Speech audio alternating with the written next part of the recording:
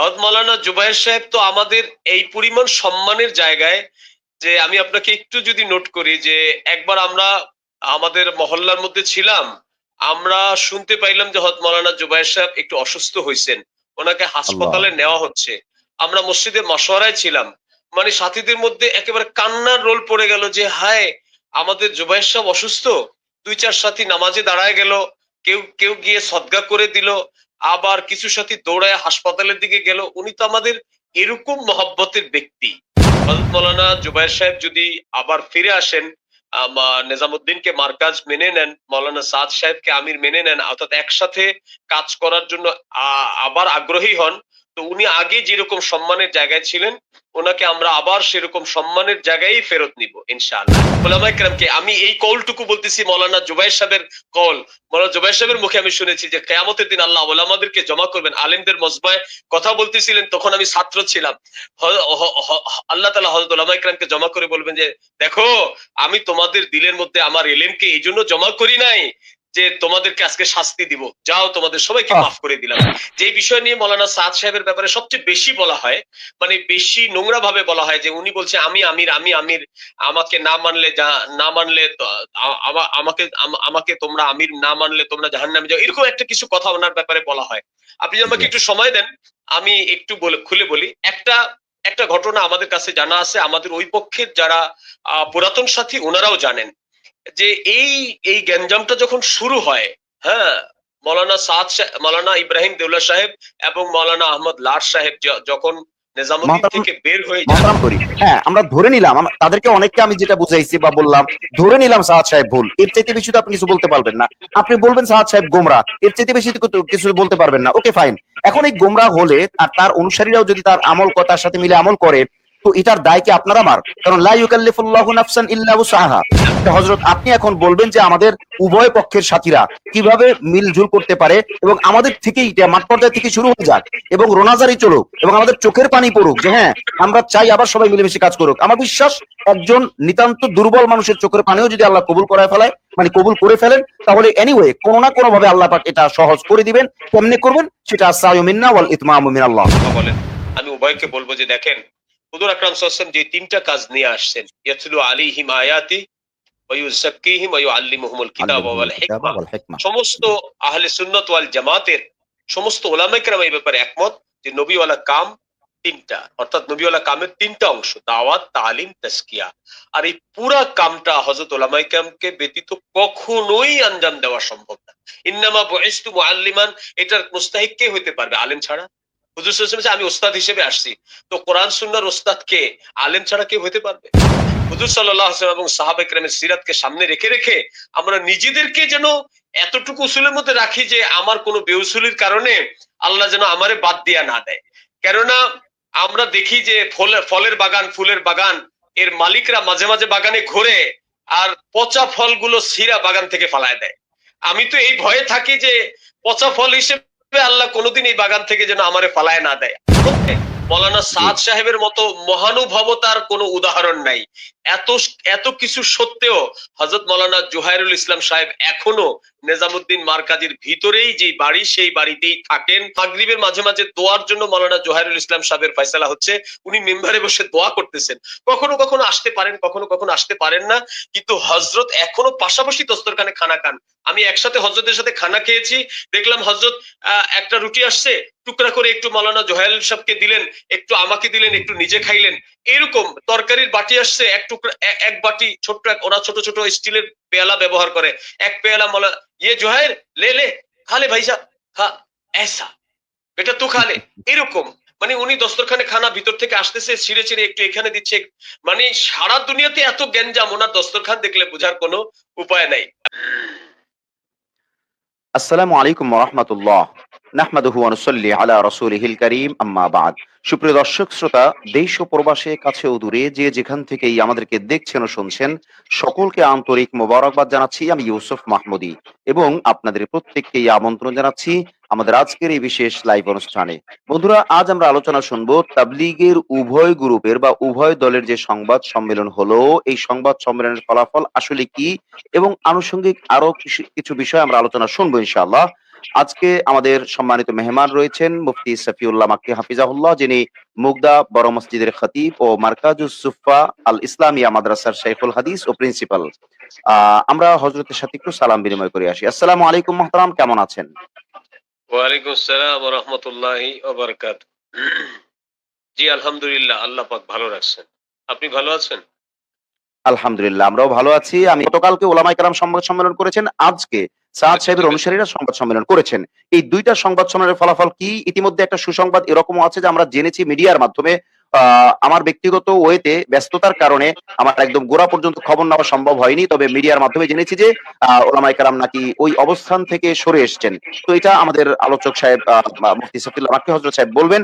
আমরা হযরতের কাছে যাই। আপনাদের কাছে আমাদের আবেদন থাকবে সবাই দয়া করে শেয়ার করে দিবেন। এবং আপনাদের গুরুত্বপূর্ণ কোনো বিষয় থাকলে সেটা আপনারা কমেন্টের মাধ্যমে যেকোনো বিষয়ে জানতে পারেন। আমরা গুরুত্বপূর্ণ বিষয়গুলোকে কমেন্টের জবাব দেওয়ার চেষ্টা করব। কমেন্টে আপনারা বলবেন ইনশাআল্লাহ। মোহতারাম, আপনার কাছে আমরা ১ম এই আসবো উভয় গ্রুপের যে সংবাদ সম্মেলন, আমরা যে সংবাদটা জানতে পেরেছি যে ওনারা ওনাদের অবস্থান থেকে ফিরে এসছেন। তো এই একটা খবর। বাকি এর আগে পরে আরো যে বিষয় দাঁড়ায় যে একজন আরেকজনকে বা এক দল আরেক দলকে যে একটা আ আ সংবাদ সম্মেলনে কড়া বার্তা দেওয়া। এক্ষেত্রে উভয় পক্ষের সংবাদ সম্মেলন সম্পর্কে আপনার অভিব্যক্তিটা কি? এখানে আপনার ওপিনিয়নটা কি? এটা করা কতটুকু ঠিক হয়েছে? করার ফলাফল কি হয়েছে? এবং কারা কি কারণে করেছেন? এই বিষয়ে আপনি যদি আপনার মন মতো বলেন। জি। নাহমাদুহু ওয়া নুসাল্লি আলা রাসূলিহিল কারীম। আল্লাহ পাকের শুকরিয়া জ্ঞাপনের পরে আজকে আমি গভীর শ্রদ্ধার সাথে স্মরণ করছি এবং তার জন্য দোয়া করছি। আপনারা জানেন যে আমাদের আ তবলিগের একজন আ অত্যন্ত গুরুত্বপূর্ণ ব্যক্তি ছিলেন, আমাদের মারকাজের শুরা ছিলেন।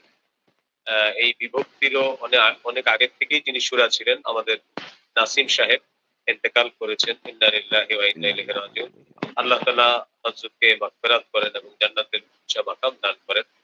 আ আমিন। ওনার জন্য দোয়া করার পাশাপাশি আমি আজকে একদম শুরুতেই আমাদের আ আ কাকরাইল মারকাজের সুরাপন্থী যিনি যার নামে আসলে আমরা একটা গ্রুপকে বুঝাই, হযরত মাওলানা জুবায়ের সাহেবের জন্য অন্তর থেকে দোয়া করে আজকের আলোচনা শুরু করতে চাই। কারণ যুগান্তর মারফত আমার কাছে একটা নিউজ পৌঁছেছে, যার মাধ্যমে আমরা এটা জানতে পেরেছি যে আমাদের বিশেষ করে আখলাক টিভির আন্তরিকতায় আমরা যে কয়েকদিন যাবত একটা দাবি তুলতেছিলাম যে আমরা কোনো সংঘর্ষ চাই না, আমরা কোনো বিশৃঙ্খলা চাই না, আমরা শান্তি চাই। আমরা নিশ্চিত যতটুকু আমরা শুনেছি, খবর শুনেছি, যুগান্তর যেহেতু রিপোর্ট করেছে, এটাকে আমরা নির্ভরযোগ্যই মনে করছি যে জি, ওনারা সিদ্ধান্ত নিয়েছে যে ১৫ তারিখ সকালে ওনারা কাকরাইল খালি করে দিবেন এবং আমাদের আগের নিয়মেই কাকরাইল আমরা বুঝে পাবো এবং কাকরাইলে আমাদের যথাযথ আমল চালু হবে। এজন্য শুকরিয়া জ্ঞাপন করছি এবং ওনাকে মোবারকবাদ এবং ধন্যবাদ জানাচ্ছি। আসলে আপনি যেটা জানতে চেয়েছেন যে আমাদের যে ২ টা আ কি বলবো সাংবাদিক সম্মেলন হয়েছে, প্রেস জি, কনফারেন্স হয়েছে। তো আগের দিন তো হযরত আ জমিয়তের উলামায়ে কেরাম প্রেস কনফারেন্স করেছিলেন। প্রেস কনফারেন্স করার সময় তাদের কিছু দাবি ছিল এবং সেখানে তারা তাদের অবস্থান শক্ত ছিল। ভীষণই শক্ত। তারা আমাদেরকে কোনোভাবেই ছাড় দিবে না। এই ধরনের কিছু বক্তব্য তারা করেছে। তাদের বক্তব্যের মধ্যে কিছু অসত্য তথ্য ছিল বা বিভিন্ন রকমের ছিল এবং আমাদের উপরে আক্রমণাত্মক কিছু তথ্য ছিল। বাধ্য হয়ে এই পরিস্থিতি আ অবস্থার কারণে আমরা নিজেরা আজকে আবার সাংবাদিক সম্মেলন করেছি এবং সেখানেও আমরা আ ২ টা সংবাদ পড়ে শোনানো হয়েছে। তার মধ্যে জি, একটা ছিল গতকালকে আমাদের নামে যে সমস্ত মিথ্যা তথ্য মিডিয়ার সামনে আনা হয়েছে, আমরা সেগুলো জবাব দিয়েছিলাম জি, এবং আমরা সেখানে আবার দ্ব্যর্থহীনভাবে বলেছি যে আমরা আ কোন সংঘর্ষ চাই না। আমরা শান্তি চাই, আমরা শৃঙ্খলা চাই। শুধু কাকরাইল নয়, পুরা বাংলাদেশে মসজিদে মসজিদে যেখানে যত সংঘর্ষ আছে, আমরা জি, এর অবসান চাই। আমরা শান্তিপূর্ণভাবে সারা দেশে তবলিগের কাজটা আগের মতো আবার পরিচালিত হোক। এই ব্যাপারে আমরা সাংবাদিক ভাইয়াদের মাধ্যমে আমরা আমাদের দাবি পেশ করেছি এবং সেখানে নিয়মতান্ত্রিকভাবে আমরা আমাদের নামে মিথ্যাচারের যেরকম জবাব দিয়েছি, আমরা আমাদের দাবিগুলোও উত্থাপন করেছি এবং সেখানে সাংবাদিকদের সাথে আপনারা দেখেছেন সোশ্যাল মিডিয়াতে এগুলো আসছে একাধিক লোক, আমরা কয়েকজন ওলামায়ে কেরাম সেখানে ছিলাম। আলাদাভাবে আমাদের কাছে যখন জানতে চেয়েছে, এসএ টিভির সাংবাদিক আমাকে বলেছে যে ওনারা বলছে যে সাদ সাহেব যদি রুজু করেন তাহলে ওনারা মেনে নিবেন, সাদ সাহেবের ব্যাপারে আর ওনাদের আর কোনো আপত্তি থাকবে না। সেখানেও আমি বলেছি যে হ্যাঁ, সাদ সাহেব রুজু করবেন। এটাতে কোনো আপত্তি নেই। এটার দায়িত্ব আমরা নিচ্ছি।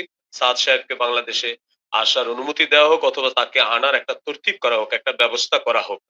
মোটামুটি মাশাআল্লাহ, এই ছিল। মাশাআল্লাহ। শেষ পর্যন্ত অবস্থা এই ছিল যে আমরা সারা বাংলাদেশে আমাদের সাথীদের আসার জন্য আমাদের বড়দের তরফ থেকে যেমন নির্দেশ দেওয়া ছিল, ওই নির্দেশ বহাল আছে।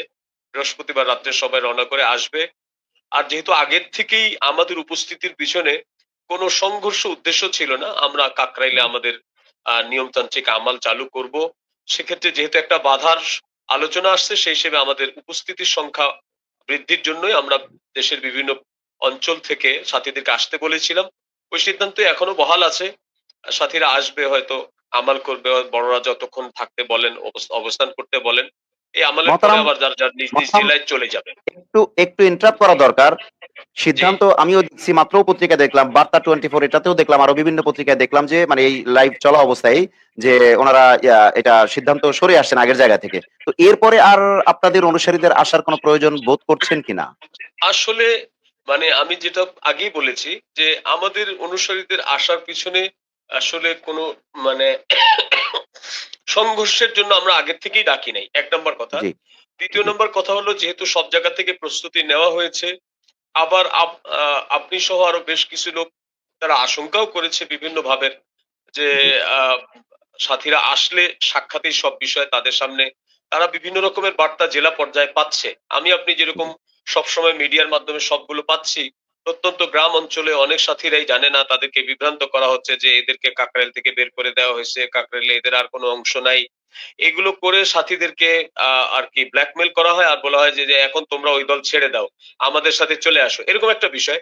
তো সেই হিসেবে জি, আমাদের সাথীরা কাকরাইল আসবে এবং সুনির্দিষ্ট সুনিশ্চিত তথ্য নিয়ে তারা আবার কাজের জন্য তাদের নিজের জায়গায় ফিরে যাবে। আর সামনে যেহেতু আমাদের জোর আছে, ইজতেমা আছে, এইসব ব্যাপারে বিভিন্ন তাকাজা আছে। এমনিতেও প্রত্যেক ৩ জি, মাস অন্তর অন্তর আমাদের ত্রৈমাসিক জোর হয়।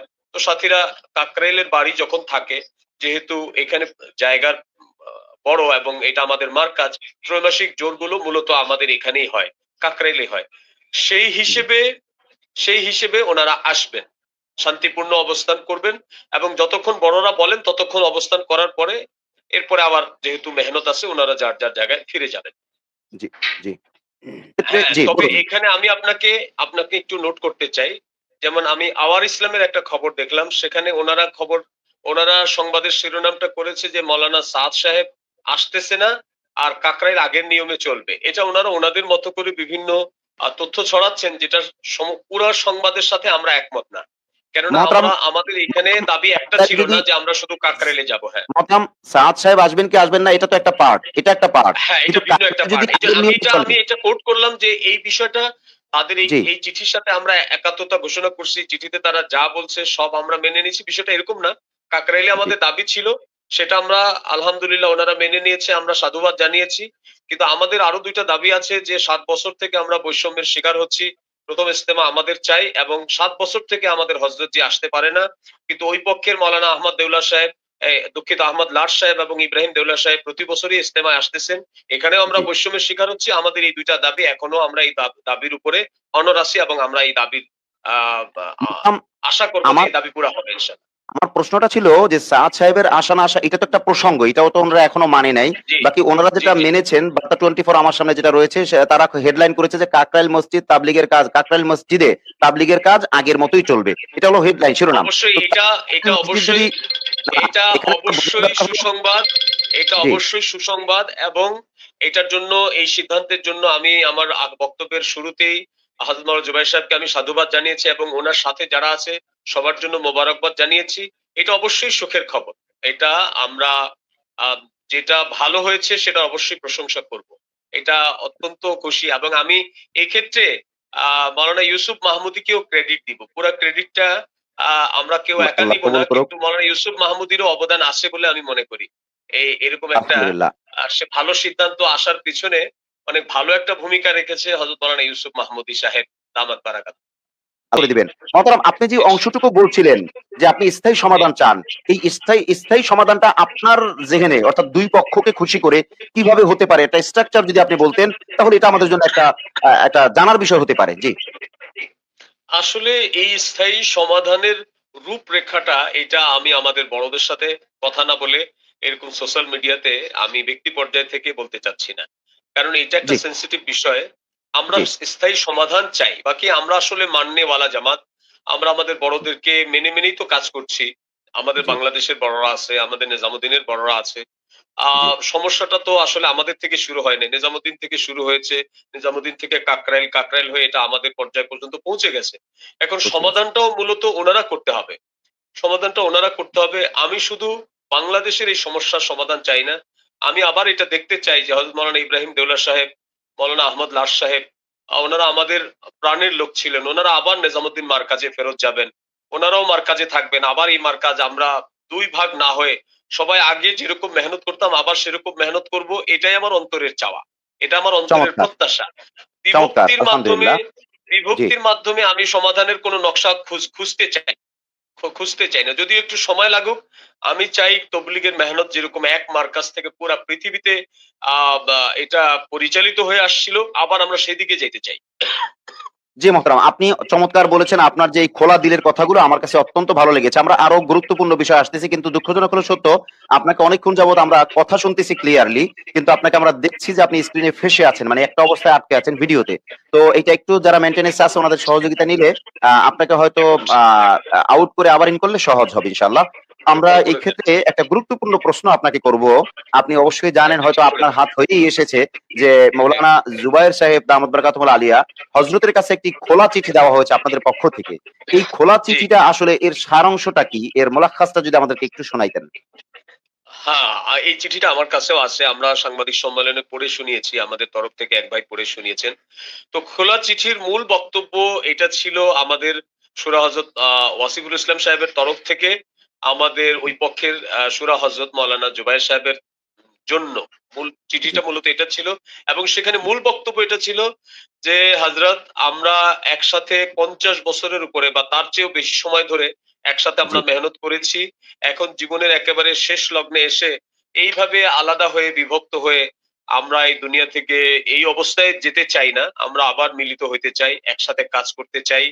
আ আ মাওলানা জুবায়ের সাহেবকে আ যেই একটু বলছে যে সব বাদ দিয়ে দেন, আমরা নিজেরা ঘরোয়াভাবে এই সমস্যার সমাধান করতে পারি। নিজেদের মধ্যে একটু ভুল মাশাআল্লাহ, বোঝাবুঝি যা মাশাআল্লাহ। ছিল, আসেন আমরা একসাথে বসি, আমরা আমাদের ভুল বোঝাবুঝিটা ঠিক করে নেই এবং আমরা একসাথে মেহনত করি। এবং এক্ষেত্রে একটা বিষয় আপনাকে আমি বিশেষভাবে বলতে চাই, যেমন যখন বিভক্তি হয়, সূরা ওইদিকে কিছু যায়, এদিকে কিছু যায়। তো যেহেতু আসলে এই সূরা নিয়োগই দেওয়া হয়েছিল নিজামুদ্দিনের তরফ থেকে, তো যখন নাকি কাজ একেবারেই শক্ত একটা অবস্থান তৈরি হয়ে যায় ওনাদের, তখন ওই পক্ষের শুরা হযরতদেরকে নিজামুদ্দিনের চিঠির মাধ্যমেই বাংলাদেশের শুরা থেকে ওনাদেরকে বরখাস্ত করা হয়। তো এই চিঠিতে এই ব্যাপারটা স্পষ্ট ছিল যে হযরত মাওলানা জুবায়ের সাহেব যদি আবার ফিরে আসেন, নিজামুদ্দিনকে মারকাজ মেনে নেন, মাওলানা সাদ সাহেবকে আমির মেনে নেন, অর্থাৎ একসাথে কাজ করার জন্য আবার আগ্রহী হন, তো উনি আগে যেরকম সম্মানের জায়গায় ছিলেন, উনাকে আমরা আবার সেরকম সম্মানের জায়গায়ই ফেরত নিব ইনশাআল্লাহ। এবং আমরা উনার সাথে উনাকে নিয়ে একসাথে কাজ করতে চাই। এই প্রস্তাবটা উনাকে দেওয়া হয়েছে। আমি আশা করি মাশাআল্লাহ। যে কাকরাইলের বাড়ি আমাদেরকে বুঝিয়ে দেওয়ার মতো আমার একটা অন্তরের বিশ্বাস যে হয়তো এই প্রস্তাবটাও ওনারা বিবেচনা করবেন ইনশাআল্লাহ। ইনশাআল্লাহ, ইনশাআল্লাহ। আল্লাহ কবুল করুন এবং আল্লাহ ইনশাআল্লাহ। সবকিছু সহজ করে দিন। আমি আপনার কাছে এখানে আমিন। জানতে চাইবো যে এই যে চিঠি দেওয়া হলো, আপনি কি মনে করেন যে এই চিঠিটা শুধু সিস্টেমের কারণে দেওয়া হয়েছে? নাকি এটাও হতে পারে যে সিস্টেম তো আছেই, কিন্তু দিলের যে একটা জ্বালা, মানে বিরহের যে একটা যন্ত্রণা, একই সাথে পথ চলা, এত বছর একসাথে থাকলাম, খাইলাম, দাওয়াত দিলাম, উম্মাহকে রাস্তা দেখাইলাম, নিজেরা হেদায়েতের পথে চললাম, হেদায়েতের পথে বললাম। তো এই ক্ষেত্রে ওনারা কি অন্তরের জ্বালা থেকেও এটা হয়েছে কিনা? আপনি এ ব্যাপারে কি মনে করেন? এতে এতে কোনো সন্দেহ নাই, কোনো সন্দেহ নাই। ওয়াসিফ সাহেবের সাথে আমি পুরা বাংলাদেশে বিভিন্ন সময় আমাদের সফর হয়। হযরত খুব মিস করেন। উনার আগের আসলে কাজের কর্মী তো সাথী তো এনারাই ছিলেন। খুব মিস জি, করেন এবং এটা অন্তর থেকে উনি পছন্দ করেন এবং যে ওয়াসিফ সাহেবের তরফ থেকে যে চিঠি আজকে দেওয়া হয়েছে, এটা জি, কিন্তু এই ১ম চিঠি না। এই ঐক্যের ব্যাপারে বা খোলা চিঠি, ফিরে আসার ব্যাপারে এটা ১ম চিঠি নয়। বরং এরকম চিঠি ওয়াসিফ সাহেব আরো একাধিকবার দিয়েছেন। এবং এটা শুধু যে আজকে সাংবাদিকদের মাধ্যমে জানানো হয়েছে তা নয়, বিভিন্ন নির্ভরযোগ্য মাধ্যমে এই চিঠি যাতে হযরত মাওলানার কাছে পৌঁছতে পারে এমন এমন চেষ্টাও আমাদের সাথীরা করেছেন। এবং আমি সেদিন আপনি জানেন যে প্রথম যে আপনার সাথে আমার যে আলোচনা হয়েছিল, সাক্ষাৎকার হয়েছিল আকলাক টিভিতে, সেদিন আমি জি, শেষে হযরত ওলামায়ে কেরামকে আমি যে একেবারে অন্তর থেকে একটা অনুরোধ করেছিলাম যে এই সমস্ত হাজার হাজার নয় লক্ষ লক্ষ সাথী, এরা সবাই আপনাদেরই সাথী, অবশ্যই। আপনাদেরই সাথী। হযরত মাওলানা জুবায়ের সাহেব তো আমাদের এই পরিমাণ সম্মানের জায়গায় যে আমি আপনাকে একটু যদি নোট করি যে একবার আমরা আমাদের মহল্লার মধ্যে ছিলাম, আমরা শুনতে পাইলাম যে হযরত মাওলানা জুবায়ের সাহেব একটু অসুস্থ হইছেন, ওনাকে আল্লাহ! হাসপাতালে নেওয়া হচ্ছে। আমরা মসজিদে মাশওয়ারায় ছিলাম, মানে সাথীদের মধ্যে একেবারে কান্নার রোল পড়ে গেল যে হায় আমাদের জুবায়ের সাহেব অসুস্থ। দুই চার সাথী নামাজে দাঁড়ায় গেল, কেউ কেউ গিয়ে সদকা করে দিল, আবার কিছু সাথী দৌড়ায় হাসপাতালের দিকে গেল। উনি তো আমাদের এরকম মহব্বতের ব্যক্তি এবং আমরা ওনাকে এখনো ওই পরিমাণ মহব্বত করতে চাই। কিন্তু এই মেহনতের আলহামদুলিল্লাহ। মার্কাজ যেহেতু নিজামুদ্দিন, আমরা এটা চাই যে উনি প্রায় ২২ বছর হযরত মাওলানা সাদ সাহেবের বয়ানের সবচেয়ে আলা তেরিন মোতারজেম, ওনার চেয়ে উত্তম জি, মোতারজেম তো আর কেউ হইতে পারে নাই এর আগে। জি। তো আমরা এটা বিশ্বাস করি যে উনি আবার এই বিশ্ব ইজতেমার মাঠে মাওলানা সাদ সাহেব বয়ান করবেন, আবার হযরত মাওলানা জুবায়ের সাহেব ইনশাআল্লাহ মোতারজিম হিসেবে আমরা দেখব। এটা আমরা প্রত্যাশা রাখি। আল্লাহর কাছে জি, দোয়াও করি। মোহতারাম। এখনো আমরা জি, ওনাদেরকে মোহতারাম। ভীষণ ভালোবাসি। জি। জি, মোহতারাম। আমি মূলত এই স্পেসিফিকলি প্রশ্ন করার উদ্দেশ্য হলো যাতে আমাদের দর্শক শ্রোতাদের মধ্যে আম জনতা যারা রয়েছে তারা বিষয়টা যাতে সহজে বুঝতে পারেন। কারণ আমি একটা জিনিস বুঝি, এটা আপনি আরো ভালো বুঝবেন, ওলামায়ে কেরাম বুঝেন যে দিলের তাকাজা যদি আসে তখন দিলের মধ্যে এটা আসর করে। হ্যাঁ, দিল কা বাত দিল পার আসর রাখতা হ্যায়। এরকম অনেক জি, কথা আছে। তো আমি আরো একটা জিনিস জানি, মিডিয়ার কল্যাণে হোক বা অন্যান্য সোর্স থেকে আমি বুঝি যে যেকোনো গন্ডগোল হইলে গোড়ার ব্যক্তিদের, কেন্দ্রীয় ব্যক্তিদের মেলা দরকার, কেন্দ্রীয় ব্যক্তিদের বোঝাপড়া কথাবার্তা বলা দরকার। তা কেন্দ্রীয় ব্যক্তিরা যদি কথাবার্তা না বলে, মাঠ পর্যায়ে যদি শুধু আলোচনা হয় তাহলে সমাধান হয় না। তো সেক্ষেত্রে আমি না মনে করি কখনো। উভয় পক্ষ যদি কেন্দ্রীয় ব্যক্তিরা যদি আলোচনা করেন আর সেটা যদি হয় দিলের ব্যথার, তাহলে আমার মনে হয় তৃতীয় আর কারোর কোনো প্রয়োজন পড়ে বলে আমি অন্তত মনে করি না। কিন্তু আমরা এটা চাই যে আমাদের যে ওই পক্ষের যে ভাইরা আছে তাদের সাথেও আমরা বসতে চাই, বসতে জি, প্রস্তুত আছি। এবং আপনি আশ্চর্য হবেন যে ২-১টা বিষয় ব্যতীত ছোট, ছোট অনেকগুলো বিষয় আছে মাওলানা সাদ সাহেবের ব্যাপারে বা আমাদের সাথীদের ব্যাপারে যেই আপত্তি তোলা হয়, এগুলো অধিকাংশই হচ্ছে আরকি তোমাকে আমি ভাল লাগে না, পছন্দ হয় না, এজন্য জোর জবরদস্তি এরকম জি, কিছু চাপায় দেওয়ার মতো। এজন্য আমার জি, মনে হয় যে আমরা একসাথে বসে কথা বললে এগুলো সমাধান হওয়া খুবই সহজ। মানে একটু সময়ের ব্যাপার শুধু। শুধু বসাই ব্যাপার। মাশা যদি আন্তরিকতা থাকে মিলবো। তাহলে আপনার কি মনে হয় যে একটা জিনিস আমরা আমরা যারা এখানে আপনি যাদের নাম বললেন, আমি আছি, আমাদের মোয়াজ ভাই আছে, মোয়াজ বিন নূর সাহেব আছে, আমাদের জিয়া বিন কাসিম সাহেব আছে, আজিমুদ্দিন সাহেব আছে, ওসামা বিন, এখানে কোন রকমের হক হওয়ার ব্যাপারে ন্যূনতম কোনো সন্দেহ থাকলে আমরা কি এখানে থাকতাম? আমরা এখানে থাকতে পারি বলেন? একটা তথ্যের গ্যাপ শুধু, আর কিছু না। আমরা যারা ওইদিকে আছে তাদেরকেও আমরা কখনো দোষ দেই নাই। আমরা সবসময় বলে আসছি যে হযরত ওলামায়ে কেরামকে ভুল তথ্য দেওয়া হচ্ছে। ভুল তথ্যের মাধ্যমে কিন্তু ওলামাদেরকেও বিভ্রান্ত করা সম্ভব। আপনি জি, আপনি যদি আমি আপনাকে একটু স্মরণ করাই, বনু মুস্তালিকের একটা ঘটনা আছে। হুজুর সাল্লাল্লাহু আলাইহি ওয়াসাল্লামের জামানায় হুজুর সাল্লাল্লাহু আলাইহি ওয়াসাল্লাম বনু মুস্তালিকের কাছে যাকাত উসুল করার জন্য এক ব্যক্তিকে নির্ধারণ করলেন যে বনু মুস্তালিক থেকে গিয়ে যাকাত নিয়ে আসো। তো উনি যখন রওয়ানা করলেন, রাস্তায় একজন মুনাফিক তাকে এসে বাধা দিল, বলে যে তুমি কোথায় যাইতেছো? বলে যে আমি বনু মুস্তালিকের কাছে যাইতেছি, জাকাত নেওয়ার জন্য নবী পাঠাইছেন। বলে আরে তুমি জানো বনু মুস্তালিক পুরো একত্রিত হয়েছে, সবাই মিলে জড়ো হয়েছে, তোমাকে কতল করতে চায়। আহ! তুমি গেলেই তোমাকে কতল করে ফেলবে। তোমার যদি বিশ্বাস না হয় আসো, আমি দূর থেকে তোমাকে দেখাই। তো দূর থেকে তারা ওনাকে দেখাইলেন যে হ্যাঁ পুরা বনু মুস্তালিক, ওখানে যেহেতু খোলামালাই দেশ ছিল, যে তারা সব একত্রিত হইতেছে দৌড়াদৌড়ি করে। এটা দেখে উনি ফেরত চলে আসলেন, নবীজির কাছে খালি হাত আসলেন। নবী বললেন কি ব্যাপার, যা তুমি জাকাতের মাল নিয়ে আসুনি?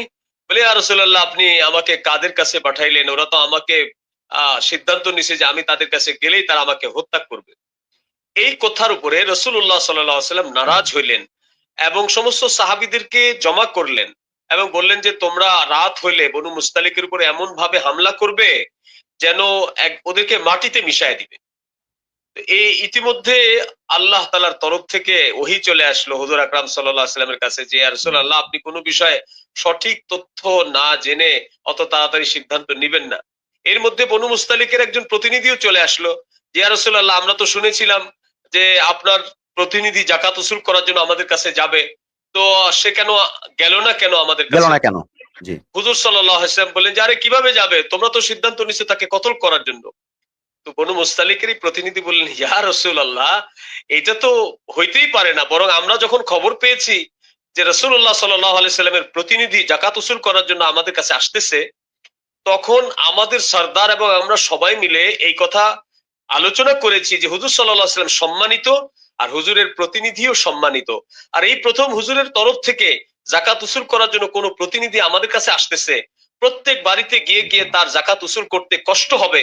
এই জন্য আমরা প্রত্যেকের যাকাত বের করে আমরা নিজেদের উদ্যোগে সমস্ত সকলের যাকাত আমরা এক জায়গায় জমা করেছি, যাতে হুজুর সাল্লাল্লাহু আলাইহি ওয়াসাল্লামের প্রতিনিধি লিস্ট দেখে দেখে প্রত্যেকের যাকাত এক জায়গা থেকে সহজে বুঝে নিতে পারে। এই জন্য আমরা জমা হয়েছি।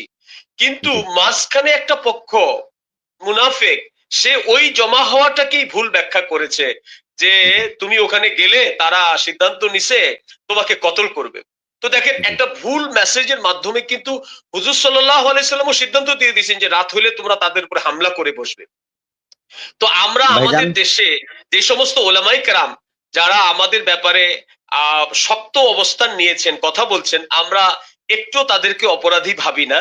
আমি এটা মনে করি আমরা আমাদের এবং আমাদের হযরতজির ব্যাপারে এরকম একটা পক্ষ ভুল তথ্য তাদের কাছে পৌঁছাচ্ছে, যার কারণে ওনাদের কাছে যেই তথ্য পৌঁছতেছে ওই তথ্য মোতাবেক ওনাদের ওইটাই করা উচিত যা ওনারা করতেছে। সেই হিসেবে আল্লাহ আলেম আল্লাহ হিসেবে আল্লাহ আল্লাহ। আলেম হিসেবে তো ওনাদের এটা দায়িত্ব, কিন্তু আমরা শঙ্কিত হচ্ছে ওই তৃতীয় পক্ষটা সম্পর্কে, যেহেতু তারা খুবই ধূর্ত, তাদেরকে তো আমরা সুনির্দিষ্টভাবে বুঝতেছি না যে তারা কারা। এই জন্য আলেমদেরকে আমরা বলবো যে আপনারা একটু শান্তভাবে একটু চিন্তা করেন, আমরা আপনাদেরই সাথী, আমরা আপনাদের খাদেম, আপনাদের বন্ধু, আপনাদের সহযোগী, আপনাদের সহযোদ্ধা। প্রয়োজনে আপনাদের সাথে আমরা যুদ্ধ করব।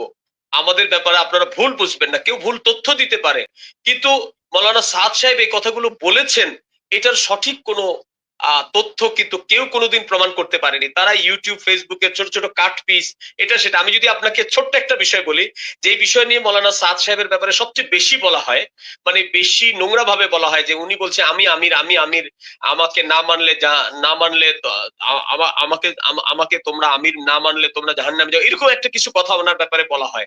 আপনি যদি আমাকে একটু সময় দেন, আমি একটু খুলে বলি। একটা একটা ঘটনা আমাদের কাছে জানা আছে, আমাদের ওই পক্ষের যারা পুরাতন সাথী ওনারাও জানেন, যে এই এই গ্যাঞ্জামটা যখন শুরু হয়, হ্যাঁ, মৌলানা ইব্রাহিম দেউলা সাহেব এবং মৌলানা আহমদ লাট সাহেব যখন নিজামুদ্দিন মহতারাম, থেকে বের হয়ে যান। মহতারাম আপনাকে জি, আলহামদুলিল্লাহ, সকলকে আবেদন থাকবে সবাই শেয়ার করে দেন যাতে এই আলোচনাগুলো সবাই জানতে পারে, সবাই শুনতে পারে। যে মহতারাম আপনি বলবেন। হ্যাঁ, তো এমন একটা অবস্থা হয়েছিল যে কিছু কিছু উচ্ছৃঙ্খল ছেলেবেলে নেজামুদ্দিন মার্কাজে আসেন, রমজান মাস ছিল তখন। হযরতজি ইফতারের সামনে ইফতার সামনে নিয়ে বসা ছিলেন। তারা জি। কেউ তবলিগের সাথী ছিল না, হয়তো ওই তৃতীয় পক্ষ যারা আসলে তবলিগের এই মেহনতের মধ্যে মানে আপনি কি গ্যাঞ্জাম করতে চায়। নিজামুদ্দিন মার্কাজের কথা বলছেন? নেজামুদ্দিন মার্কাজের কথা বলছি, জি রমজানুল জি। মোবারক। আল্লাহ ইফতার আল্লাহ। সামনে ছিল হযরত মাওলানা সাদ সাহেবের। ওই জি। অবস্থায় এসে গুন্ডা শ্রেণীর কিছু লোক এসে মাওলানা সাদ সাহেবের সামনে থেকে ইফতার সরায় ফেলছেন এবং বলছে, আল্লাহ। তুমি কেমন আমির, দেখো তোমার সামনে থেকে ইফতার সরায় ফেললাম, তোমার সাথীরা কোথায়? এরকম ব্যাপক বিশৃঙ্খলা, তুই তুকার বা খারাপ কথাবার্তা যখন বলতেছিলেন, তখন আমাদের যারা উপস্থিত নেজামুদ্দিনের সাথীরা ছিলেন, ওনারা সবাই হযরতজিকে নিরাপদে ওনার কামরাতে ঘরে দিয়ে আসেন। দিয়ে আসে, আপনারা জানেন যে নিজামুদ্দিনের সাথেই হযরত মাওলানা সাদ সাহেবের ঘর। হ্যাঁ? জি। তো সেখানে ওনার কামরায় ওনাকে রেখে আসেন। রেখে আসলে এই যে যারা গুন্ডা বাহিনী ছিল, এই গুন্ডা বাহিনীদেরকে তারা আমাদের সাথীরা, নিজামুদ্দিনের সেই সময় যে সাথীরা ছিলেন, তারা তারা যেহেতু গুন্ডা ছিল, তো তাদেরকে তাদের মতো করেই এই মার্কাজ থেকে বের করার জন্য যখন তাদের উপরে আমাদের সাথীরা চড়াও হচ্ছিলেন, তো হযরত এই দিক থেকে সাথীরা বাইরের থেকে দরজা লাগাই দিলে ওই দিক থেকে, যেই দরজা দিয়ে হযরত ইমামতি করার জন্য বের হন, ওই জি। ইমামতির দরজা দিয়ে বের হয়ে হযরত এদিকে আসার চেষ্টা করেছেন। কিন্তু সাথীদেরকে থামাইতে পারতেছে না, কারণ হাজার হাজার সাথী এরা যেহেতু এত বড় বেয়াদবি করেছে হজরতের সাথে, তাদের আবেগকে ধরে রাখতে পারতেছে না। তখন হজরত বাধ্য হয়ে মসজিদের মাইক মাইক চালু করে বলছে, अगर तुम लोग मुझे आमिर मानते हो तो मैं तुम्हारी आमिर कहता हूं, ये लोगों को छोड़ दो, माफ कर दो, उसको माफ कर दो। অর্থাৎ যাদেরকে মারতেছিল এদেরকে বাঁচানোর জন্য নিজের সাথীদেরকে মোতাওয়াজ্জু করার জন্য বলছে যে তোমরা যদি আমাকে আমির মানো তাহলে আমি তোমাদের আমির তোমাদেরকে নির্দেশ দিচ্ছি, এই লোকগুলো অন্যায় করেছে কিন্তু তোমরা তাদের উপর হাত উঠায়ো না, তোমরা তাদেরকে মাফ করে দাও, আমি তাদেরকে মাফ করে দিয়েছি। এই কথাগুলো মহতারাম, কেউ এখানে রেকর্ড করে এখানে একটা ব্যাপার আমার জানতে ইচ্ছে করে। আমি নিজামুদ্দিন জি। মার্কাজে বারবার গিয়েছি, তো সেখানে অনেক জি। বড় মার্কাজ, অনেক মানুষের জি। সমাগম এবং অনেক আপনার আমল চলে। তো এখানে কতজন মানুষ আসছে, তারা কিভাবে সাহস করলো এটা? এরা কারা? এটা আসলে আসলে ওই যে আমি বললাম যে এরা কারা নিয়ে আসছে এটা সুনিশ্চিত ভাবে জানা সম্ভব না, কারণ যারা আসছে এরা কোনো তবলিগের সাথী না, একেবারে ও, তারা পরিচিত গুন্ডা মাস্তান। ঠিক আছে, জি অর্থাৎ জি হযরতকে একটু হেয় প্রতিপন্ন করা বা তাকে একটু থ্রেট করা, যেটাই বলেন গুন্ডাদের যে জি কাজ হয়। তো আসলে এরা কাদের ইন্ধনে আসছে, এটা যেহেতু নিজামুদ্দিন পরবর্তীতে শান্ত পরিস্থিতিতে আসে এবং এখানে কোনো রকমের কোনো ঝামেলা এর পরে আর হয়নি। এবং আমি জি আপনাকে বলেছি যে এই জামানায় মৌলানা জি সাদ সাহেবের মতো মহানুভবতার কোনো উদাহরণ নাই। এত এত কিছু সত্ত্বেও হযরত মৌলানা জুহাইরুল ইসলাম সাহেব এখনো নিজামুদ্দিন মারকাজির ভিতরেই যে বাড়ি সেই বাড়িতেই থাকেন। কখনো ওনাকে কেউ খারাপ বাক্য বলেননি, ওনার উপর কেউ হাত তোলেননি, ওনাকে কেউ গালি দেননি, যেটা আমাদের দেশে অল্পতেই হয়ে যায়, একটু থেকে জি একটু হইলেই হয়ে যায়। আমি আপনাকে সেদিন শুনিয়েছিলাম যে নরসিংদীর লোকেরা ওলামায়ে কেরাম আমার গায়ে হাত তুলেছে।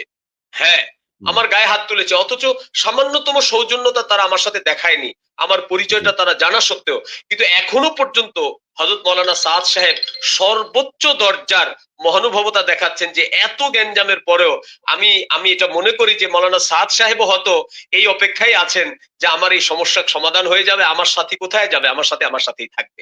এই কারণেই আছেন, এবং এই কারণে এত বড় গ্যাঞ্জাম যেখানে সারা দুনিয়াতে এখনো আমি লাস্ট 2021-এ দেখে আসলাম যে মাগরিবের মাঝে মাঝে দোয়ার জন্য মৌলানা জোহাইরুল ইসলাম সাহেবের ফয়সালা হচ্ছে, উনি মেম্বারে বসে দোয়া করতেছেন। কখনো কখনো আসতে পারেন, কখনো কখনো আসতে পারেন না, কিন্তু হযরত এখনো পাশাপাশি দস্তরখানে খানা খান। আমি একসাথে হযরতের সাথে খানা খেয়েছি, দেখলাম হযরত একটা রুটি আসছে, টুকরা করে একটু মৌলানা জোহাইরুল সাহেবকে দিলেন, একটু আমাকে দিলেন, একটু নিজে খাইলেন। এরকম তরকারির বাটি আসছে, এক টুকরা এক বাটি ছোট্ট ওরা ছোট ছোট স্টিলের পেয়ালা ব্যবহার করে, এক পেয়ালা মৌলা ইয়ে জোহাইর লে লে খা লে ভাইসা খা, এসা এটা তো খা লে, এরকম। মানে উনি দস্তরখানে খানা ভিতর থেকে আসতেছে, ছিঁড়ে ছিঁড়ে একটু এখানে দিচ্ছে। মানে সারা দুনিয়াতে এত গ্যাঞ্জাম, ওনার দস্তরখান দেখলে বোঝার কোনো উপায় নাই। এই জন্য আমিও এটা মনে করি যে হযরত হয়তো এই অপেক্ষায় আছেন যে এরা সবাই আমাদের সাথী। হয়তো কেউ ভুল বুঝিয়েছে, একটু রাগ গোস্সা হইতে পারে, কোথায় যাবে? হযরত আবু বকর রাদিয়াল্লাহু তাআলা আনহু, হযরত আবু বকর রাদিয়াল্লাহু তাআলা আনহু সমস্ত উম্মতকে জুড়েছেন যে কোনো স্বার্থে। আমাদের এই মেহনতের মধ্যে আমরা আমাদের কোনো আমলাকে আমরা অন্যদের মনে করি না, কোনো আমলাকে আমরা, আপনি আমার মসজিদের কথা বলেন, আমার মসজিদে 50 জনের উপরে তিন চিল্লার সাথী। এদের মধ্যে আমি নিজে যে মসজিদের খতিব, এই মসজিদে 50 জনের উপরে তিন চিল্লার সাথে, আমাদের মোতাওয়াল্লি তিন চিল্লার সাথে, এবং এনারা সবাই নিজামুদ্দিনের সাথে মেহনত করে। অথচ রেগুলার আমার মসজিদে সুরাই নিজামের জামাত আসে, আমি নিজে তাদেরকে মেহমানদারি করি, আমার ঘরে নিয়ে আসি, এবং আমি কোনোদিন তাদেরকে এই কথা বলি নাই যে তোমরা তোমাদের কাজ করতে পারবে না, তোমরা তোমাদের এই মেহনত করতে পারবে না, এটা পারবে কোনো। আমি আমার সাথীদেরকে বলে দিছি, ভাই এদের রাহবারি করো, যেরকম জামাত আসলে আগে নুসরত করছো এদেরকেও নুসরত করো। করি। হ্যাঁ, আমরা ধরে নিলাম, তাদেরকে অনেককে আমি যেটা বুঝাইছি বা বললাম, ধরে নিলাম সাহাদ সাহেব ভুল। এর চাইতে বেশি তো আপনি কিছু বলতে পারবেন না। আপনি বলবেন সাহাদ সাহেব গোমরা, এর চাইতে বেশি তো কিছু বলতে পারবেন না। Okay fine. এখন এই গোমরা হলে আর তার অনুসারীরাও যদি তার আমল তার সাথে মিলে আমল করে, তো এটার দায় কি আপনার আমার? কারণ লা ইউকাল্লিফুল্লাহু নাফসান ইল্লা উসআহা, আপনার আমার সাধ্যের বাইরেও তো কিছু নাই। তো যেহেতু আপনার আমার সাধ্যের বাইরে নাই, আমি সাধ্যের বাইরে জোর করে প্রেসার ক্রিয়েট করে তাকে মানাইতে পারবো না, সেহেতু তার সাথে তো আমার সহ অবস্থান করতে হবে। এবং এটা তো একটা জায়গায় না, প্রত্যেক মসজিদ, প্রত্যেক এলাকা, কাকরাইল মার্কাজ, টঙ্গী ইজতেমা সব মিলে এবং বিশ্বব্যাপী, বিশেষ করে বাংলাদেশে গন্ডগোলটা বেশি। তো এই সমাজে আলহামদুলিল্লাহ সবাই মেনে গিয়েছে, এবং আপনার এই লাইভের মাধ্যমে, মানে আপনি আলোচক হিসেবে এই লাইভের মাধ্যমে সকলকে আমি বলবো, এই পক্ষ ওই পক্ষ দোনো পক্ষকে আলহামদুলিল্লাহ সুম্মা আলহামদুলিল্লাহ, আমাদের বড়দের মধ্যে না ওই পক্ষে না এই পক্ষে বড় মাপের মানে মেজাজ খারাপ যেটাকে বলে, বা উগ্রপন্থী যেটাকে বলে, বা প্রেসার ক্রিয়েট করা যেটাকে বলে, বা কাউকে বন্ধ করায় দেওয়া একটা কাজ বলে, ওইটা আমি অন্তত পাইনি। এই জন্য আমরা সবাই মিলেমিশে থাকার জন্য যা যা করা দরকার, এটা হযরত আপনি এখন বলবেন যে আমাদের উভয় পক্ষের সাথীরা কিভাবে মিলঝুল করতে পারে, এবং আমাদের থেকেই এটা মাঠ পর্যায় থেকে শুরু হয়ে যাক, এবং রোনাজারি চলুক, এবং আমাদের চোখের পানি পড়ুক যে হ্যাঁ আমরা চাই আবার সবাই মিলেমিশে কাজ করুক। আমার বিশ্বাস একজন নিতান্ত দুর্বল মানুষের চোখের পানিও যদি আল্লাহ কবুল করায় ফেলায়, মানে কবুল করে ফেলেন, তাহলে এনিওয়ে কোনো না কোনো ভাবে আল্লাহ পাক এটা সহজ করে দিবেন। কেমনে করবেন সেটা আস-সা'য়ু মিন্না ওয়াল ইতমামু মিনাল্লাহ। জি মুহতারাম, আপনি বলবেন যে আমাদের সাথীরা কিভাবে মিলেঝুলে চলবে। হ্যাঁ, বাস আমি এটা চাই যে আহ প্রত্যেক সাথী আমাদের সুরাই নিজামের হোক, অথবা আমাদের সাথে নিজামুদ্দিনের সাথে আমিরের নিজামের হোক, সব সাথী বেশি থেকে বেশি মসজিদে সময় দেই, এই সমস্ত বিষয় বিতর্কিত বিষয় নিয়ে আলোচনা কম করি। এখন দেখা যায় যে আমাদের আলোচনা যখন আমরা তবলিগি নামে একত্রিত হই, আগে আমরা আল্লাহর কুদরতের কথা বলতাম, আমরা হাদিসের আলোচনা করতাম, ইমানের কথা বলতাম, আখেরাতের কথা বলতাম, না দোয়ার ফাজাইল বলতাম, দোয়া শিখতাম, শিখাইতাম। এখন তবলিগের নামে আমরা বসলেই এই পক্ষের কথা, অমুকে অমুকের দোষ, অমুকে অমুকের শেকায়েত, এগুলো করতে করতে দেখা যাচ্ছে সাথীদের কোয়ালিটি মানে নিচে নেমে যেতেছে। জি সাথীদের মধ্যে যে পরিমাণ তাকওয়া, পরহেজগারি, তার আল্লাহ ভীরু হওয়া, একটা সাথী মেহনত করতে করতে তার যেই উন্নতি হওয়ার কথা ছিল এটা কম জি হচ্ছে। এর কারণ হচ্ছে যে উন্নয়নের জন্য যে কাজ করা দরকার সেটা তো তারা করতে পারছে না, তারা তো জি বসে শুধু বিতর্কিত আলোচনা করছে। এই জন্য জি আমি যেটা শুরু করেছি আমার মাদ্রাসা থেকে, আমার ঘর থেকে, আমার মসজিদ থেকে, সেটাই আমি আপনার প্রশ্নের জবাবে বলছি যে আহ জিকির বাড়ায় দেন। আমাদের এই পক্ষ ওই পক্ষ সব পক্ষেই তাজকিয়ার বুজুর্গরা আছে, এবং সমস্ত সমস্ত পীরদের, বাংলাদেশ, পাকিস্তান, ভারতের সমস্ত পীরদের সিলসিলা গিয়া ভারতবর্ষে মৌলানা ইমদাদুল্লাহ মাহাজিরা মাক্কির সাথে গিয়ে মহাজির ঠেকছে। মাক্কি। তার মানে জি আমাদের তার মানে আমাদের সকলের তরিকতের বুজুর্গ একজনই। মূলটা তো এক। সেই জি হিসেবে, মূলটা জি হ্যাঁ, সেই হিসেবে যার যে ওজিফা আছে, 6 তসবির যার ওজিফা আছে, তার 3 তসবির ওজিফা আছে, যার 12 তসবির ওজিফা আছে, যার আরো বেশি আছে, ওজিফা আদায় করেন, মসজিদে সময় দেন, কোরআন তেলাওয়াত করেন, মসজিদে জি কোরআনের হালকা লাগান, কোরআন তর্জমা সহ শিখেন, খুব কোরআন তেলাওয়াত করেন। আমি বলবো প্রতিদিন 1 মঞ্জিল তেলাওয়াত করেন, যারা একপারা পড়তেন, যারা একদমই পড়তেন না তারা একপারা করে পড়া শুরু করেন। আর কোরআন হাদিসের চর্চা বাড়ান, প্রত্যেক সাথী কোরআন হাদিসের চর্চা বাড়াইতে হবে। কারণ আপনি তবলিগ করতে হবে তো কোরআন হাদিসের, আপনার কথার কি তবলিগ করবেন আপনি? কথার অফকোর্স। পাণ্ডিত্য জানেন, আপনি সুন্দর করে গুছায় কথা বলবেন, এই কথার কোনো নূর নাই। আল্লাহ এবং আল্লাহ রসুলের কথায় নূর আছে, কোরআনের এক একটা আয়াতের মধ্যে নূর আছে, হাদিসের এক একটা আয়াতে আর টুকরার মধ্যে নূর আছে, জুমলার মধ্যে নূর আছে। এই জন্য আমাদের কোরআন হাদিসের চর্চা বাড়াইতে হবে ব্যাপক। এবং দেখেন আমরা আমরা যেটা মনে করি যে আলেম হওয়ার জন্য আমাদের কওমি মাদ্রাসা অথবা আলিয়া মাদ্রাসা, আসলে আপনি সাহাবীদের জামানা দেখলে ওনাদের জামানায় তো এইরকম কওমি মাদ্রাসাও ছিল না, আলিয়া মাদ্রাসাও ছিল না। আর ছিল না। সাহাবীদের জামানায় যাওয়া লাগবে না, আপনি আফ্রিকাতে গিয়ে দেখেন এখনো পর্যন্ত আফ্রিকার বিভিন্ন বড় বড় জঙ্গলে, হ্যাঁ, রাখাল রাজে আপনার বকরি চড়ায়, বিভিন্ন পশু পালন করে, ওদের জি বিভিন্ন ছোট ছোট ঘর আছে যেখানে বড় বড় মুহাদ্দিসরা আছে। রাখালদের সাথে কথা বলে আপনি এটা জানতে পারবেন যে ওদেরকে মিশকাত শরীফ পড়ানোর জন্য একজন ওস্তাদ আসে, সব রাখালরা এক জায়গায় হয়, হাদিসের কিতাব পড়ায়। সব রাখালরা এক সুবহানাল্লাহ। জায়গায় হয়, মুসলিম শরীফ পড়ানোর ব্যবস্থা আছে, কোথাও বুখারীর দর্স হয়। তো পৃথিবীর অনেক দেশেই এখনো আলেম তৈরি করার জন্য আমাদের দেশের মতো কওমি মাদ্রাসা অথবা আলিয়া মাদ্রাসা ছাড়াও আলেম জি তৈরি হচ্ছে। এই জন্য আমি বলবো প্রত্যেকে কোরআন হাদিসের চর্চা বাড়ান, কথা হবে কোরআনের, কথা হবে হাদিসের। আর যখন অবসর থাকবেন তো জিকির করেন। তো আমরা যদি আমাদের জবানকে কোরআন হাদিস আর জিকিরের মধ্যে নিবদ্ধ করে ফেলতে পারি, তাহলে ফাহেসা কথা, গীবত, শেকায়েত, অতিরিক্ত কথাবার্তা, এগুলো সব এমনি বাদ হয়ে যাবে। আর যখন আমি কালকে বলছিলাম যে আশরাফ আলী থানভী রহমতুল্লাহ বলছে যে জিনিস তোমরা মিটাই দিতে চাও সেই জিনিসের আলোচনা বন্ধ করে দাও। তো আমরা যদি আমাদের এই বিভেদ মিটাইতে চাই তো বিভেদের আলোচনা বন্ধ করে দিতে হবে। আলোচনা করতে হবে কোরআনের, আলোচনা করতে হবে হাদিসের, আলোচনা করতে হবে আখেরাতের। এবং সাথীদের বলবো বিশেষভাবে কোরআন হাদিসের আসল হলো আপনি কোরআন হাদিস শিখার দ্বারা আপনি আপনার এই এই এই এই বিষয়গুলো আপনাকে শিখতে হবে যে আপনার মওত কিভাবে ইমানের সাথে হয়, কোরআন হাদিস থেকে মূলত আপনাকে এইগুলো শিখতে হবে যে কবরে কিভাবে আপনি আযাব থেকে বাঁচতে পারবেন। কোরআন হাদিস থেকে মূলত আপনার এটা শিখতে হবে যে হাসরের ময়দানে কিভাবে আরশের নিচে ছায়া পাবে, কোন আমল করলে এই ইলমটা আগে শিখতে হবে। কোন আমলের কারণে পুলসিরাত পার হওয়া যাবে, কোন আমলের কারণে হিসাব কিতাব ডান হাতে মিলবে, কোন আমলের কারণে জাহান্নাম থেকে মুক্তি মিলবে, জান্নাতের মালিক হওয়া যাবে, এগুলো তো কমসে কম দরজায় শিখে ফেলা দরকার। এগুলোর মধ্যে যদি আমরা সময় দিই তাইলে এই বাজে কাজ করার সময়ও আমরা পাবো না। এই সমস্ত, আমি মনে করি যে আমরা যদি ভালো কাজে লিপ্ত হয়ে যাই তো এই সমস্ত অপছন্দনীয় কাজগুলো এমনিই বন্ধ হয়ে যাবে। আর এগুলো বন্ধ হয়ে গেলে আমরা আগে যেরকম ছিলাম সেরকমই হয়ে যাবে। একটু যা কিছু আছে ভিতরে একটু আহ, মানে গুসা আছে, রাগ আছে কারো উপরে, হয়তো কেউ এই পক্ষের বাড়াবাড়ি করে ফেলছে, হয়তো কেউ ওই পক্ষেরও বাড়াবাড়ি করে ফেলেছে, সেই জন্য তো আমাদেরকে আসলে মাফ করতে হবে। রাসূলুল্লাহ সাল্লাল্লাহু আলাইহি সাল্লাম তো মাফ করার জন্য আদর্শ আমাদের কাছে রেখে গেছেন। হুজুর সাল্লাল্লাহু আলাইহি সাল্লামকে মারছেন, হুজুর তার হাত ধরে বলছে যে তুমি তোমার হাতে ব্যথা পাও নাই তো।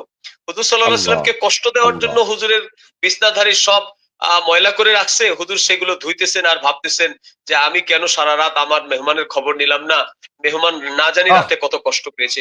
ওই আখলাক তো আমাদের আসলে মনে রাখতে হবে, চর্চা করতে হবে, প্র্যাকটিস করতে হবে। ওই যে পিছনের যে কিতাব, এই আমার পিছনে দেখতেছেন, আমি জি আমার জি দফতরে বসা, ওই কিতাবের ইসলাম আমাদের প্র্যাকটিসে নিয়ে আসতে হবে, জিন্দেগিতে নিয়ে আসতে হবে। কিতাব তো যে কাগজের মধ্যে লেখা, ওই কাগজ তো মুর্দা, ওই কাগজ তো না জান্নাতে যাবে না তার জন্য কোনো হিসাব কিতাব আছে।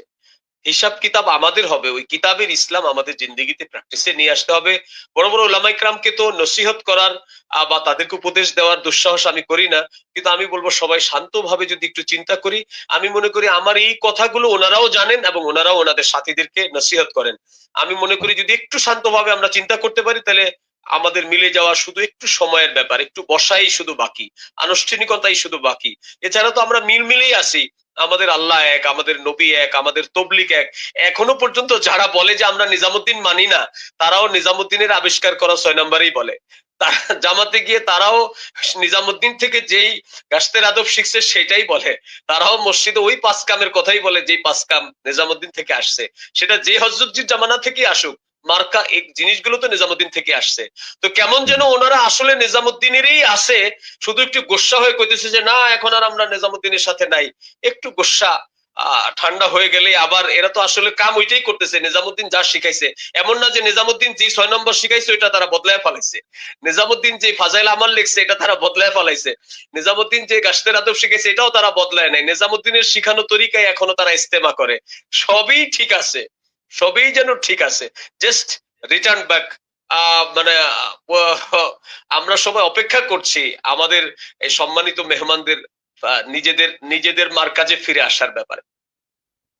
মাশাআল্লাহ মাশাআল্লাহ, চমৎকার বলেছেন মহতারাম। এখানে একটা কথা আমার দিলে বারবার উদয় হচ্ছিল, কিন্তু আমি বলছিলাম না, বলতে চাইছিলাম না, কিন্তু আপনি বলার দ্বারা আমি বলতে বাধ্য হচ্ছি যে দেখেন তাবলিগের এত বড় একটা ভাগাভাগি, এত বড় একটা দ্বন্দ্ব হয়েছে, কিন্তু আল্লাহর এক বিরাট মেহেরবানি যেটা কেউ আলোচনায় আনে নাই, কিন্তু আমি জেহেনে আসতেও আমি আলোচনায় আনা প্রয়োজন মনে করিনি, কিন্তু আজকে আপনার কথার পরিপ্রেক্ষিতে বলছি এত বড় দলাদলির পরেও কেউ কিন্তু কাজ নিয়ে কোনো প্রশ্ন তোলেনি। এটা এমন হবে, এটা এমন হবে না, যেটা আপনি বললেন যে 6 নম্বরের ব্যাপার বা কোনো একটা কাজ এটাকে পাল্টায় ফেলা অথবা এটা রিপ্লেস করা, এটা কিন্তু এই ভাগাভাগির আগে দুই একজনের প্রশ্ন তুলেছে এটা একটু সংস্কার হইলে এমনি হয় না। এটা ব্যক্তিগত ভাবে ওইটা কিন্তু মাসলাকগত দিক থেকে কাকরাইল বা নিজামুদ্দিন বা এই মার্কাজ বা এই মাসলাকের যে কাজ চলছে এই ধারার মধ্যে কিন্তু কেউ কোনো পরিবর্তন করা বা এটার সাহস দেখায় নাই। এটা আল্লাহর বিশেষ এক রহমত। তো আসলে তবলিগের কামটা, আমরা তো একজন কর্মী, আমরা আমাদের নিজেদের স্বার্থে নিজেদের আখেরাত বানাইবার জন্য আমরা এই কাম করি। কামকে হেফাজত করা এইভাবে বা অথবা ওইভাবে এটা আমাদের কাজ না, কামের একজন মালিক আছে, আল্লাহ। জি তিনি কামকে শুরু করেছেন। পৃথিবীর সূর্যের আলো যত দেশে পৌঁছেছে অত দেশে তবলিগের কামকে তিনি পৌঁছাইছেন, মৌলানা ইলিয়াস সাহেব না, আল্লাহ পৌঁছাইছেন। আর আল্লাহ তাআলাই এই কামটাকে হেফাজত করবেন। আমাদের জরুরত হলো আমরা উসুল ও আদবের সাথে, উসুলের পাবন্দির সাথে, হুজুর সাল্লাল্লাহু আলাইহি ওয়াসাল্লাম এবং সাহাবা ইকরামের সিরাতকে সামনে রেখে রেখে আমরা নিজেদেরকে যেন এতটুকু উসুলের মধ্যে রাখি যে আমার কোনো বেউসুলির কারণে আল্লাহ যেন আমারে বাদ দিয়া না দেয়। কেননা আমরা দেখি যে ফলের বাগান, ফুলের বাগান, এর মালিকরা মাঝে মাঝে বাগানে ঘোরে আর পচা ফলগুলো ছিঁড়া বাগান থেকে ফালায় দেয়। আমি তো এই ভয়ে থাকি যে পচা ফল হিসেবে আল্লাহ কোনোদিন এই বাগান থেকে যেন আমারে ফালায় না দেয়। প্রত্যেক সাথী আহ নিজের এইভাবে ভয়ের সাথেই মেহনতের মধ্যে চলা দরকার। কামের মালিক আমরা কেউ না, আমরা কোনো পার্টনার না, আল্লাহর সাথে আমরা শেয়ার করি নাই যে এই কাম আমার, আমি এত পার্সেন্ট শেয়ারের মালিক, এটা যেমনি হোক হেফাজত করতে হবে। কামের মালিক আল্লাহ, আল্লাহ হেফাজত করবে। আমি নিজের হেফাজতেই কামের মধ্যে চাই, নিজের আখেরাত বানাইবার জন্য, আমার খাতেমা বিল খায়েরের জন্য, আমার আখেরাতের জিন্দেগির জন্য আমি নিজের হেফাজত চাই।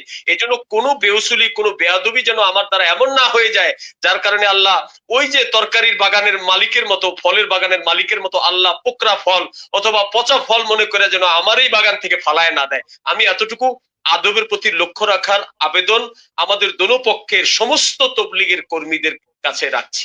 তো বলছি যে আমাদের পক্ষের লোক, উভয় পক্ষের লোক, আমি বলবো যে শালীনতাই ইসলাম। যিনি অশালীন তার ইসলামে কোনো, তার জিন্দিগিতে কোনো সৌন্দর্য নাই। যে অশালীন তার জীবনে কোনো সৌন্দর্যই নাই।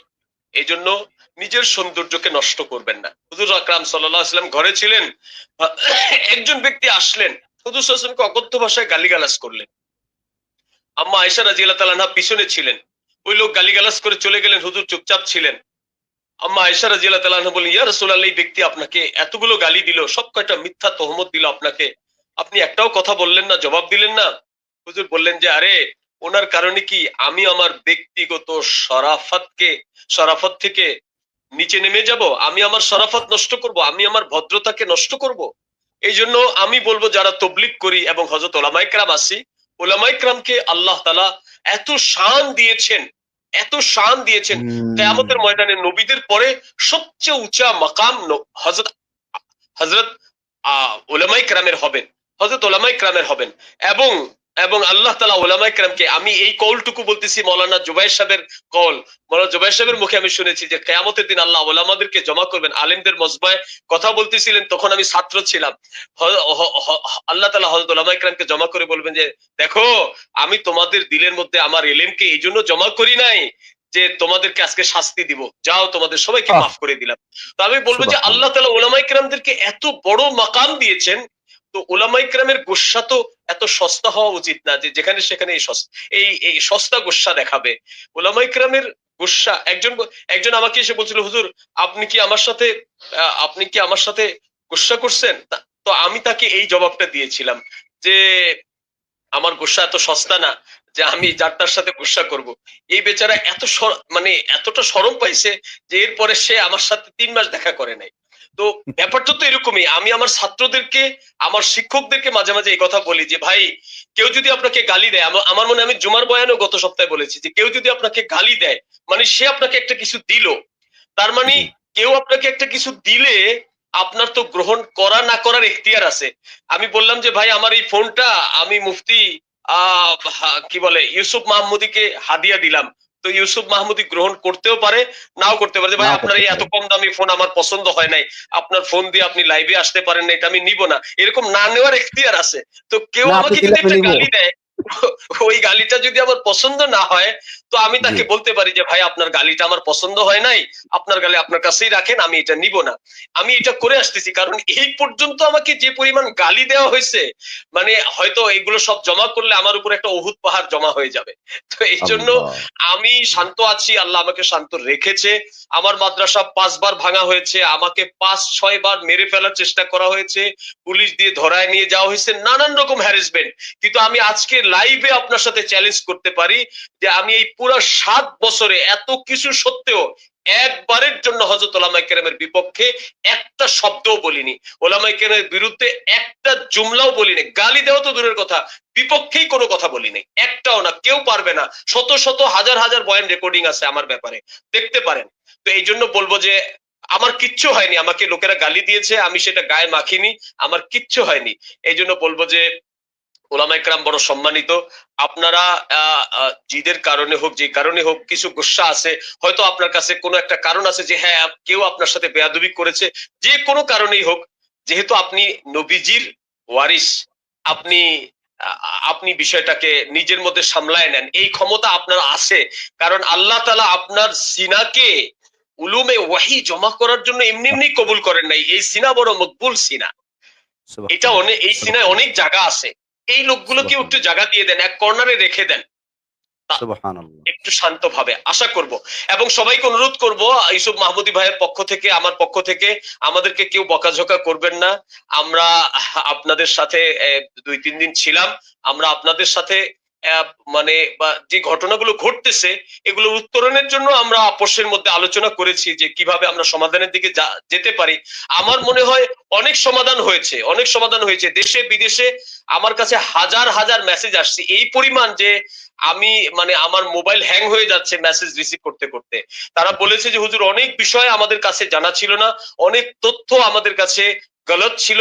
এমনকি আপনি আপনি অত্যন্ত খুশি হবেন, আমার আমার খুব ঢাকা শহরে, আমি নাম বললে আবার সাথী বিপদে পড়ে যায় কিনা, তারা বলেছে যে হুজুর আমি শুরু থেকেই আলমী সুরার সাথে আমি কাজ করতেছিলাম, কিন্তু আমি আপনাদের দুজনের আলোচনা শোনার পরে এখন আমি দোনো তালিমে বসি এবং কাউকে আমি দুশ্মন মনে করি না। এবং আমিও প্রত্যাশা করি, সেই সাথে আমার সাথে দেখা করেছে যে হুজুর আমরা প্রত্যাশা করি যে সবাই মিলে যাবে, এবং এখন থেকে আমি আপনাদের সাথে আসি, আমি কারো বিরুদ্ধে নাই, আমি দিনের সমস্ত মেহনতের সাথে আছি। আমি মনে করি এটা আমার সফলতা, আমাদের এই ছোট্ট ক্ষুদ্র প্রচেষ্টার এটা একটা সফলতা যে কমপক্ষে একটা মানুষ হলেও সঠিকটা বুঝতে পেরেছে যে আমাদের আসলে বিদ্বেষ করা উচিত না, আমাদের আসলে ঝগড়া ফাসাদ করা উচিত না, কারণ এর দ্বারা কেউ কখনো কোনো কল্যাণ হাসিল করে নাই। গুরুত্বপূর্ণ কমেন্ট হলো এখন স্ক্রিনে আছে এমডি নাসির হোসেন, উনি কমেন্ট করেছেন যে হযরত মুফতি শফিউল্লাহ মাক্কি ও মুফতি মুয়াজ বিন নূর সাহেবকে লাইভে একসাথে দেখতে চাই। এই আবেদন আপনার কাছে থাকলো, লাইভের মাধ্যমে মুফতি মুয়াজ বিন নূর ভাইয়ের কাছে থাকলো, এটা আপনার কাছে আমরা দাওয়াত চাই, দিলাম যে আপনি এইটার ইন্তজাম করবেন।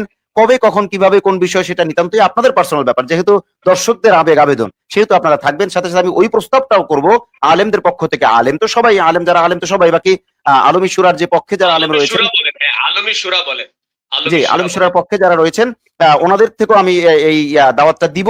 ওনারাও যদি এগ্রি করেন তাহলে ইনশাআল্লাহ আমরা সকলকে নিয়ে বসবো, কথাবার্তা বলবো, দূরত্ব কমবে, ইনশাআল্লাহ দূরত্ব কমবে।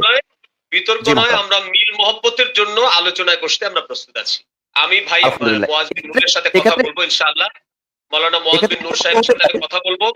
আপনি ওনাদের সাথে কথা বলুন, আমাদের সাথে জি যোগাযোগ হবে ইনশাআল্লাহ। বলেন, আমি উভয়কে জি, বলবো যে দেখেন হুজুর আকরাম সাল্লাল্লাহু আলাইহি ওয়াসাল্লাম যে তিনটা কাজ নিয়ে আসছেন, ইয়াতলু আলাইহিম আয়াতি ওয়া ইউযাক্কিহিম ওয়া ইউআল্লিমুহুমুল কিতাবা আল্লাহুমুল ওয়াল কিতাবা হিকমা। ওয়াল হিকমা। সমস্ত জি আহলে সুন্নাত ওয়াল জামাতের সমস্ত ওলামায়ে কেরাম এই ব্যাপারে একমত যে নবীওয়ালা কাম তিনটা, অর্থাৎ নবীওয়ালা কামের তিনটা অংশ, দাওয়াত, তালিম, তাজকিয়া। আর এই পুরা কামটা হযরত ওলামায়ে কেরামকে ব্যতীত কখনোই আঞ্জাম দেওয়া সম্ভব না। ইন্নামা বুইসতু মুআল্লিমান, এটার মুস্তাহিক কে হইতে পারবে আলেম ছাড়া? হুজুর সাল্লাল্লাহু আলাইহি ওয়াসাল্লাম আমি ওস্তাদ হিসেবে আসছি, তো কোরআন সুন্নাহর ওস্তাদ কে? আলেম ছাড়া কেউ হইতে পারবে? কোনো অবস্থায়, কোনো অবস্থায় আমরা দেখে আসছি যে ইমামদের মধ্যে কত বিতর্ক ছিল। ইমামদের মধ্যে মতানৈক্য, বিতর্ক ছিল, আলাদা মাযহাব, আলাদা মাসালা তৈরি করছেন, আলাদা কিতাব লিখছেন, কিন্তু তারা একে অন্যের প্রতি বড়ই শ্রদ্ধাশীল ছিল। ইমাম জি শাফি রহমতুল্লাহের ব্যাপারে কাহাওয়াত আছে, আপনারা জানেন, কিতাবে সিয়ারের কিতাবগুলো যারা পড়েছেন এনারা জানেন যে উনি যখন বাগদাদি গিয়ে নামাজ পড়েছেন তো উনি রফে আদাইন করেন নাই। কেউ জিজ্ঞেস করলে ওনার ছাত্ররাই জিজ্ঞেস করছে যে হযরত আপনি তো রফে আদাইনের পক্ষের লোক, বলছে এই যে কবরওয়ালার সম্মানের কারণে করলাম না। ইমাম আবু হানিফা রহমতুল্লাহ কবরের দিকে ইশারা করে বলছেন, মারা গেছেন তারপরও মাসালাগত দিক থেকে ওনার প্রতিপক্ষ, উনি ওটাকে জায়েজ বলেন না, উনি ওটাকে জায়েজ বলছে, অথচ ওনার প্রতিষ্ঠিত মাযহাব থেকে উনি বের হয়ে এসে কবরওয়ালাকে সম্মান করতেছে।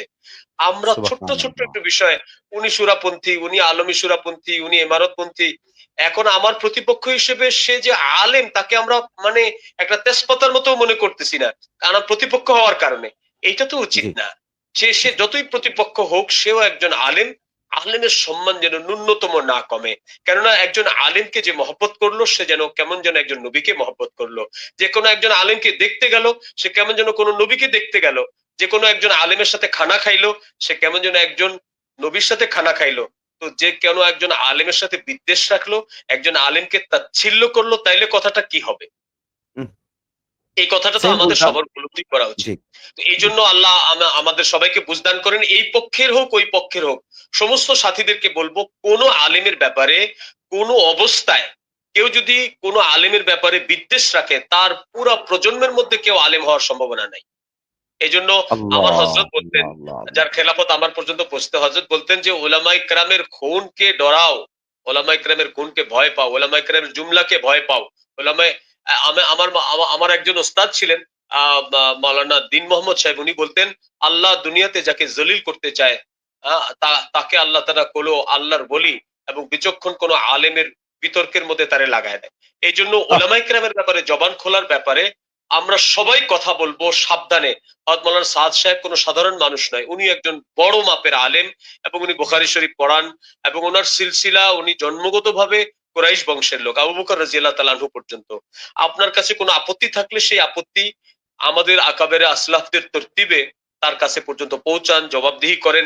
এইটা পিছনের জামানের ইমামরাও করেছেন, খুব আপত্তি করেছেন, খুব জবাবদিহি করেছেন।